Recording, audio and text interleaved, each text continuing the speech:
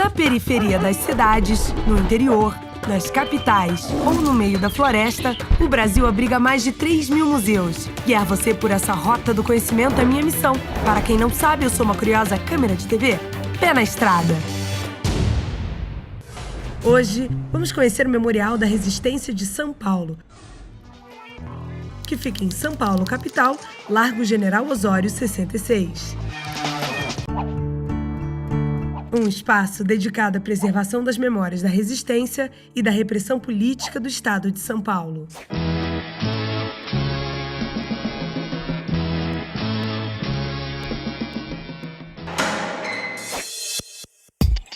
O memorial fica próximo ao bairro do Bom Retiro, uma região bem central da cidade de São Paulo e um dos locais mais visitados por turistas e principalmente por comerciantes.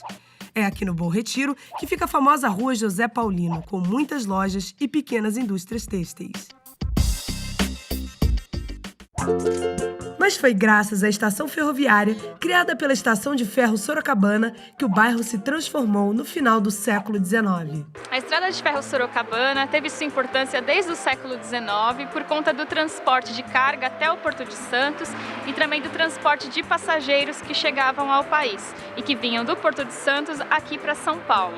E isso foi muito característico aqui do bairro, todo esse trânsito de pessoas.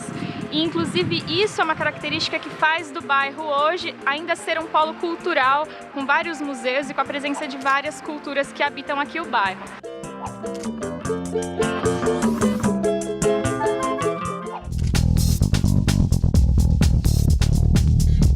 Sejam bem-vindos ao Memorial da Resistência de São Paulo. Este prédio, que hoje é ocupado pela Estação Pinacoteca e pelo Memorial da Resistência de São Paulo, foi construído em 1914 para ser o armazém e o escritório da Estrada de Ferro Sorocabana. Em 1940 foi ocupado pelo DEOPS.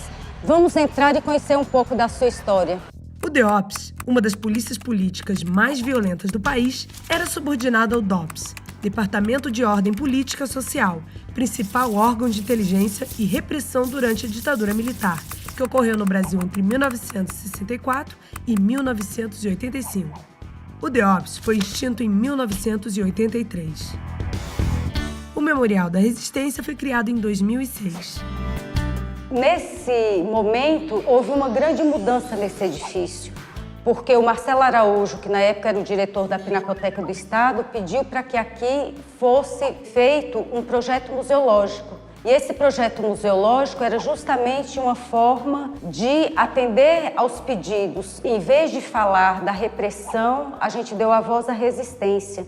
O memorial foi construído através da voz de militantes e presos políticos.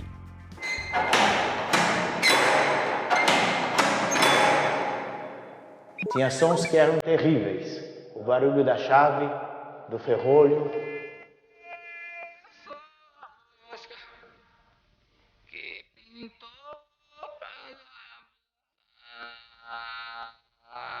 Entre 64 e 66 ainda tivemos, era um período, vamos dizer, onde havia repressão, mas ela não era tão grande assim. A partir de 1966 começam as manifestações, principalmente estudantis, muito grandes, pedindo a volta da democracia, e começa a se organizar grupos de esquerda para lutar contra o governo. Esse ambiente de falta de liberdade, de falta de possibilidade de você se expressar e ser contra, porque não tinha eleição, como é que você ia mostrar a sua maneira de ser contra o governo? Algumas optam por lutar de armas na mão. O regime é militar, então para eu combater o militar eu tenho que também combater da mesma forma, eu tenho que ter a arma na mão. Esse movimento de resistência ao governo começou a tornar mais duro o enfrentamento e fez com que também o governo, pelo lado deles, começaram a tomar medidas cada vez mais repressivas. E aí começam a tortura, as mortes, os assassinatos das pessoas que eram contra o governo e que se manifestavam de alguma forma.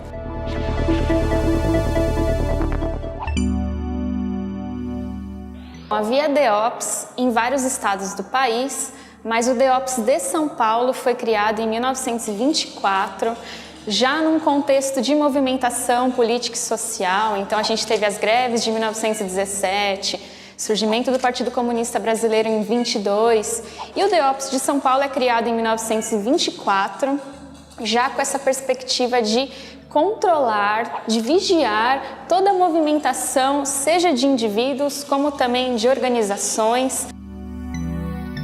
Esse quadro só vai se agravar, só vai se intensificar durante o período do Estado Novo, aí a ditadura do Getúlio Vargas, de 1937 a 45. Quando vem a ditadura militar, vai ser mais um dos órgãos de repressão na vigilância, na prisão, na tortura de pessoas que resistiram contra esse regime.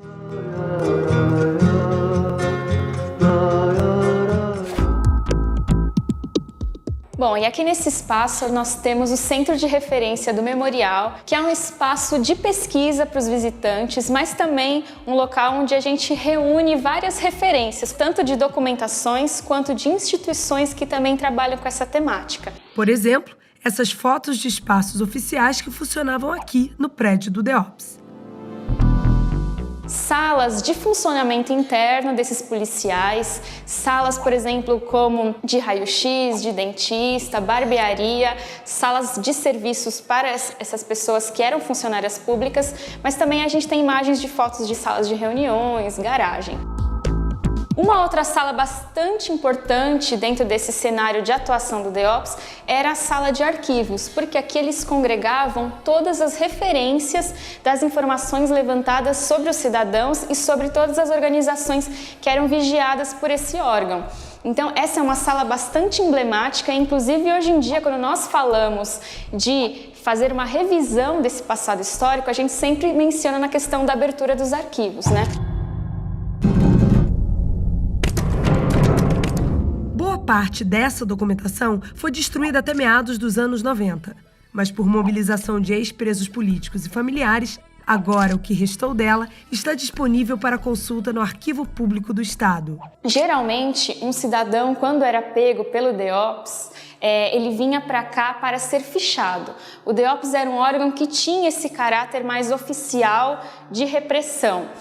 Haviam outros órgãos clandestinos e órgãos mais especializados em tortura, como a OBAN, que depois virou DOI-CODE, e lá elas estavam sequestradas. Era um primeiro momento onde elas eram torturadas, onde elas forneciam informações dentro desse contexto de repressão, e geralmente as que sobreviviam, né, a maior parte delas, vinha aqui para a DEOPS, onde aqui havia essa possibilidade de ser um preso oficial. A UBAN foi inaugurada em 1969, um ano depois do Ato Institucional número 5, que deu poderes quase absolutos ao regime militar. A fase das grandes passeatas estudantis havia terminado. Surgiam novas formas de luta contra o regime, promovidas por organizações clandestinas de esquerda.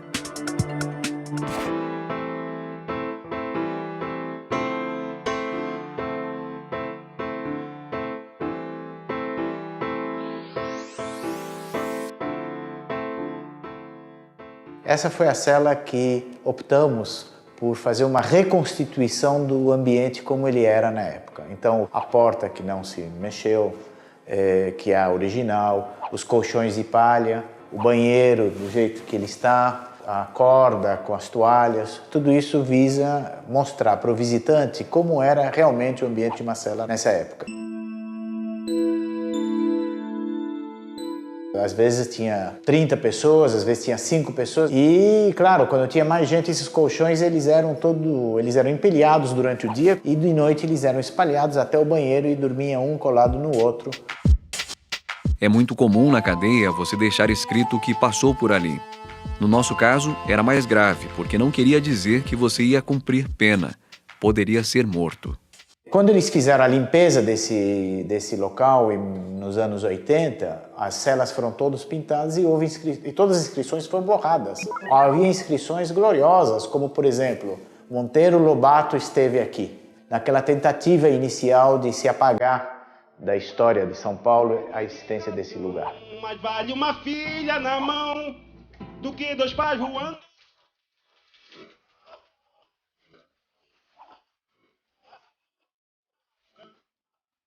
A repressão fichou figuras como Monteiro Lobato, Roberto Carlos, Fernanda Montenegro, Silvio Santos, Hebe Camargo, Sócrates e Pelé.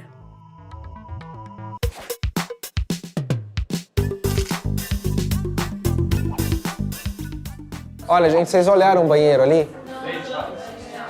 A pia é original? O chuveiro é original? Tem poucos objetos originais. Quais são originais? Não. O pilar, que é parte da estrutura, isso é original, ok? A porta, isso, as 4 portas nas 4 celas são originais, as portas e os batentes. E por último, o que é original? A grade, em cima e embaixo, nas janelas.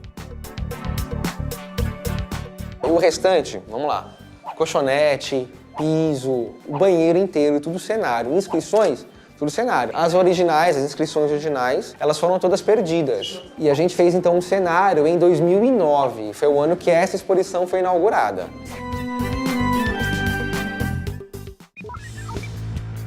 Eu achei bastante interessante, porque ele retrata a realidade do que nós vivemos durante o período da ditadura e me identifiquei bastante com esse espaço das celas, porque eu trabalho num ambiente assim, sou profissional da área de segurança penitenciária e encontrei aqui algumas coisas que, apesar da passagem do tempo, ainda são parecidas com o que a gente tem hoje no sistema penitenciário, esse ambiente de grades, de restrição de circulação de espaço, o interior das celas, banheiro, essa parte aí tem uma peculiaridade semelhante com o que a gente encontra hoje.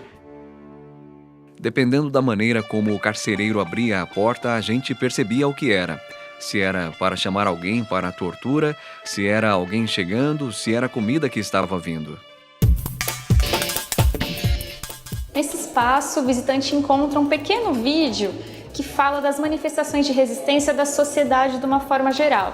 Enquanto havia uma resistência encarcerada aqui, do lado de fora desse edifício, ocorreram diversas manifestações como passeatas, peças de teatro que faziam críticas ao regime, movimento sindical e outros tipos de manifestações coletivas da sociedade que também resistiu contra a ditadura militar. E mesmo com a censura durante a ditadura, a cultura brasileira nunca deixou de criar. A arte se tornou um instrumento de denúncia da situação do país. No cinema, despontaram diretores como Cacá Diegues e Glauber Rocha. No teatro, grupos como Oficina e Arena. Dos festivais, compositores e intérpretes como Caetano Veloso e Chico Buarque. Tem dias que a gente se sente como quem partiu ou morreu. A gente estancou de repente, foi o mundo então que cresceu. A gente quer ter voz ativa, o nosso destino mandar. Mas eis que chega a roda e fica leva o destino pra lá. No próximo bloco... Por que você foi preso aqui no DOPS? Você sofreu alguma tortura? Todo mundo sofria tortura. Fica aí que a gente já volta.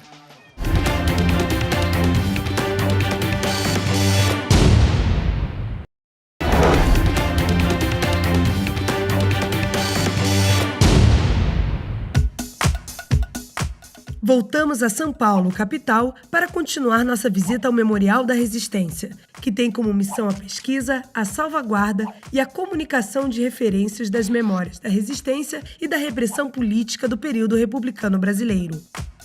Ele funciona no antigo prédio do DEOPS, principal órgão de inteligência e repressão durante a ditadura militar. Embora a gente chame Memorial Museu da Resistência, não é um museu como qualquer outro, né? É um museu que fala de um período da história que tem pouca coisa nos livros de história, né? Muitos jovens perguntam por que a gente não tem nos livros de histórias essas histórias? Porque durante muitos anos, né, foi esquecido. A intenção do memorial sempre foi dar voz à resistência, ou seja, aos ex-presos e militantes políticos que viveram essa época. É uma forma de atestar que aqui, neste prédio do DEOPS, de fato aconteceram torturas e desaparecimentos. Essa voz, ela está em vários momentos aqui, porque desde o início, quando iniciamos o processo de implantação, nós convidamos os ex-presos políticos para darem seus testemunhos e nos falarem também como era o espaço, como era o cotidiano na prisão. Eu penso que esse é o grande diferencial do Memorial da Resistência, é ter iniciado o processo junto com os ex-presos políticos e continuar com eles até hoje. O memorial vai na contramão da voz oficial para que o visitante tenha uma outra perspectiva da história. E é justamente isso que faz com que as pessoas reflitam sobre esse período da história. Por que você foi preso aqui no DOPS? Eu fui preso porque eu militava e na época a gente tinha uma ideologia contrária ao governo. E aí eu comecei a participar numa organização chamada ALN, Ação Libertadora Nacional, e fui preso por causa disso. Então a gente era preso e era levado lá na Rua Tutóia. Até hoje ela existe, é uma delegacia. Praticamente você era sequestrado, ninguém sabia que você estava lá. A família não sabia, você ficava dias, né? E depois é que vinha para cá. Era um alívio vir para cá, porque aqui pelo menos a gente se legalizava, entre aspas, quer dizer, pelo menos aqui você era reconhecido como preso. Depois que você passava por aqui, você já era mandado para cumprir pena, você era julgado, né? Eu fui condenado, né? 4 anos de prisão, então, mas os 4 anos fui no presídio.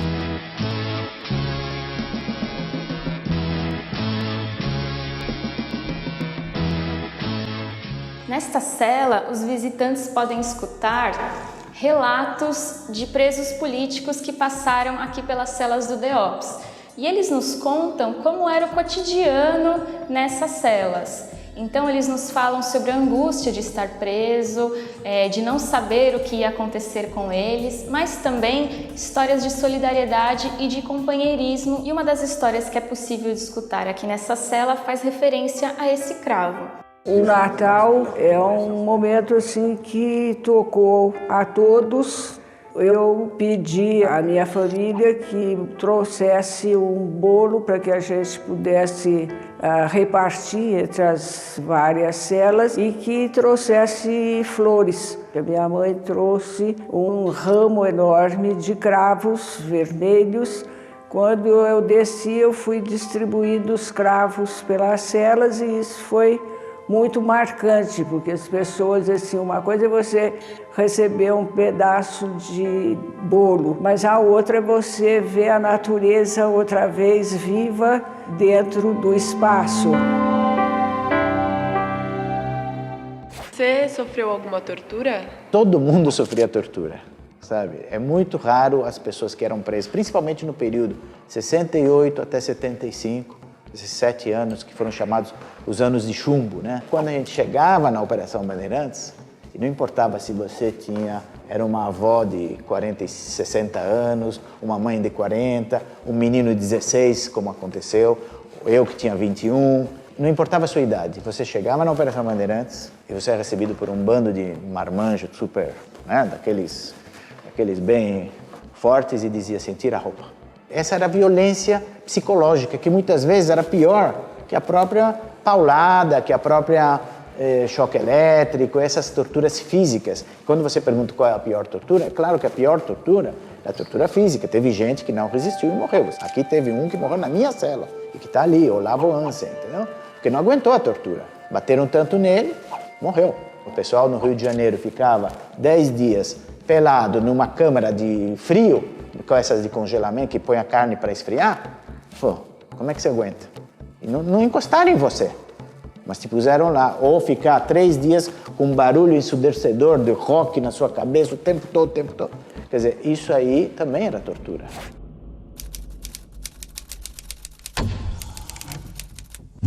Essa cela fala um pouco da história de 4 militantes que morreram em decorrência das torturas aqui nas celas do DEOPS.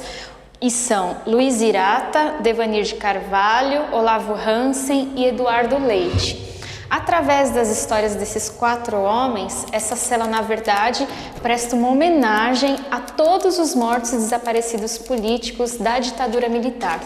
E é muito importante lembrar dessas pessoas, porque há ainda muitos casos sem resolução até os dias de hoje. Então, há muitas mortes que ainda necessitam de informação para serem resolvidas.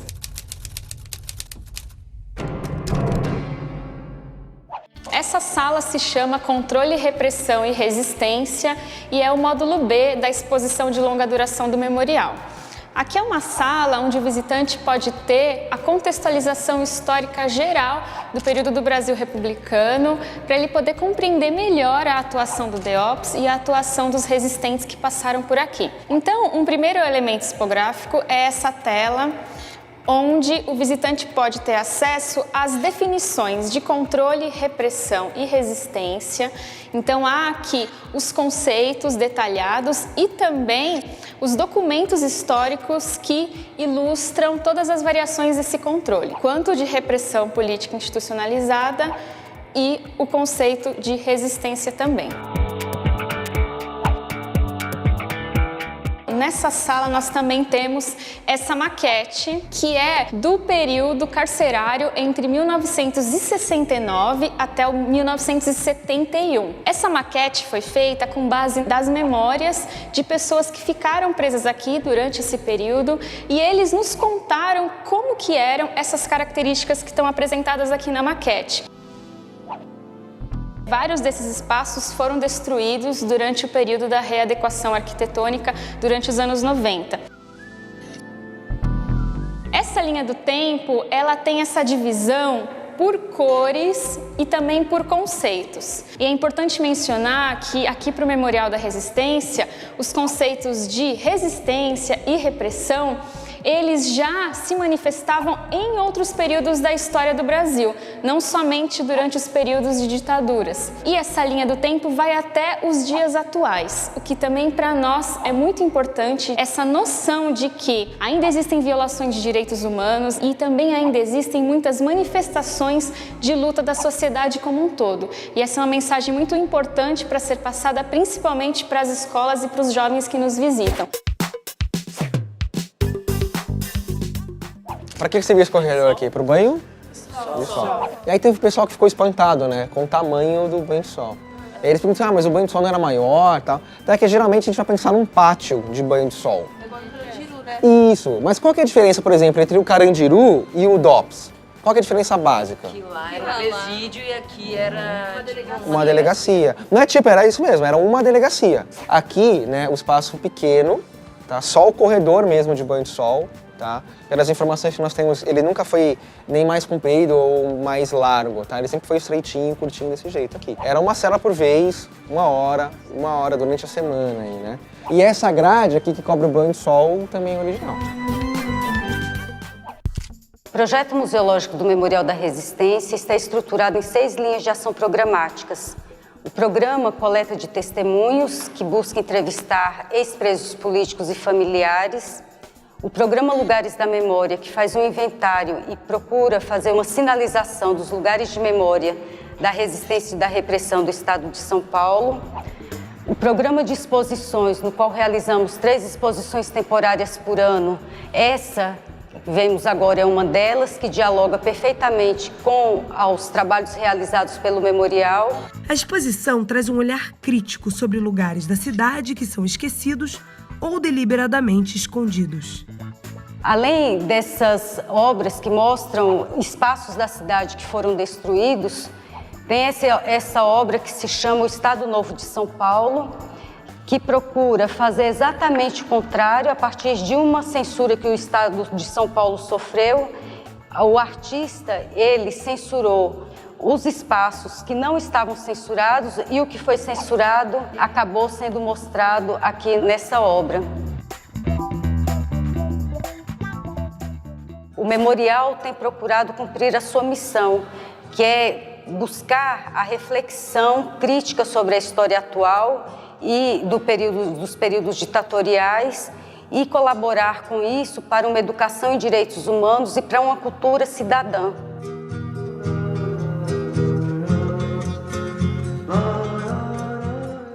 Para muitos estudiosos, ainda se conhece muito pouco da nossa história, especialmente porque a nossa transição política foi feita pelos próprios militares.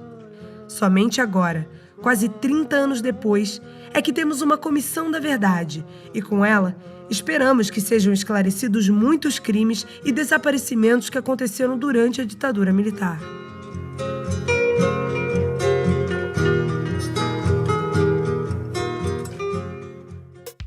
Quer conhecer o Memorial da Resistência pessoalmente? Anota o endereço: Largo General Osório, São Paulo. E se precisar ter mais informações, esse é o site. Tchau, pessoal, e até o próximo museu!